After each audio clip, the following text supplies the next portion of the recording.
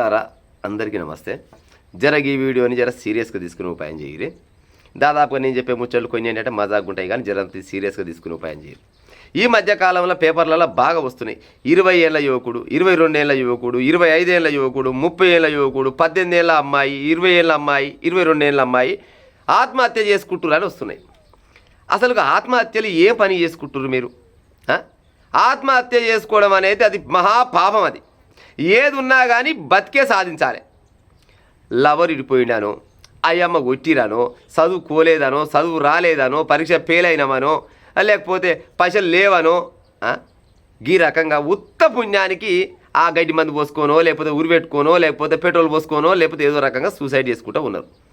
గుర్తుపెట్టుకోరి, ఈ మానవ రూపం అనేది ఒక్కసారి కనుక పోతే ఇక ఈ జిందగీ మొత్తంలో ఎన్నడూ కూడా మళ్ళీ తిరిగి రాదు.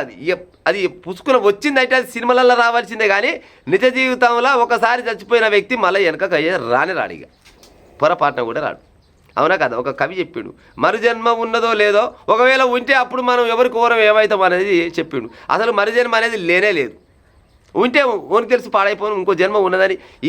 ఈ జన్మలో ఈ రూపంగా ఉన్నాం, వచ్చే జన్మలో ఏ రూపంగా ఉంటామో అప్పుడు నువ్వు ఫలానూరు మనం ఏం తెలిసి పాడవుతుంది. మీరు ఉడతందుకు మీ అమ్మ నాయన ఎన్ని దేవుళ్ళకు మొక్కిరో ఆ కాలాన, ఎంత ఖర్చు పెట్టుకురో మీరు పుట్టాలని, పిల్లలు కానోళ్ళు కానీ లేకపోతే ఇంకెన్నో రకాలుగా ఎన్ని గుళ్ళు మొక్కిరో, ఎన్ని పుట్టలు, ఎన్ని పూజలు చేసిరో, ఆ రకంగా మీరు పుడితే ఉత్త పుణ్యానికి పాడైపోను ఎవడో ఏదో అన్నాడని, ఆర్థికంగా లుక్సాన్ అయినవని, అమ్మాయి వదిలేసిందని, అబ్బాయి వదిలేసిండని, ఆడితిట్టిండు ఈడు కొట్టిందని ఉత్త పుణ్యానికి తను సాలిస్తే ఏమొస్తుంది తమ్ములారా? మా అమ్మ కానీ ఆత్మహత్యలు చేసుకోవడం అనేది జర మానుకోరి.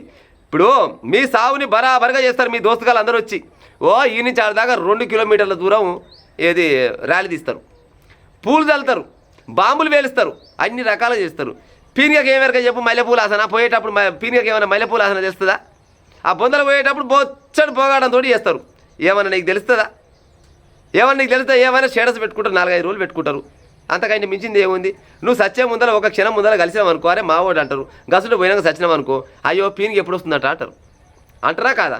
జెర్సేపు కాగానే ఎప్పుడు తీసేస్తున్నట్టు అంటారు. ఇక తీసేటప్పుడు ఏదో రకంగా నేను సాగదోతారు, అయిపోతారు, 2 రోజులు ఏడుస్తారు, అయిపోయి. ఇక మరి నీ అయ్యమ్మ, నీ అక్క చెల్లెళ్ళు, లేకపోతే నీ బాయి వీళ్ళంతా ఎన్ని రోజులు బాధపడతారు అనుకుంటారు? ఉత్త పుణ్యానికి క్షణిక ఆవేశంతో మీ జీవితాల మీదకి తెచ్చుకొని ఆ గడ్డి మంది ఆగో, లేకపోతే ఉరిపెట్టుకోనో, లేకపోతే ఇంకే రకంగా ఉత్త పుణ్యానికి తనులు సాధిస్తారు. మీకు పుణ్యం ఉంటుందిరా నాయన. ఆత్మహత్య చేసుకోకూరి. ఆత్మహత్య అనేది మహాపాపం. ఏదున్నా కానీ బతికి సాధించే ఉపాయం చేసి తప్పితే ఆత్మహత్య అనేది చేసుకోకూరి. మీరు చచ్చినాక ఏమి సాధించలేరు. ఈ మానవ రూపం రావడానికి ఎన్ని జన్మల పుణ్యమో మీది పాడైపోను. ఉత్త పుణ్యానికి సత్య ఉపాయం చేయకూరి మమ్మగాని.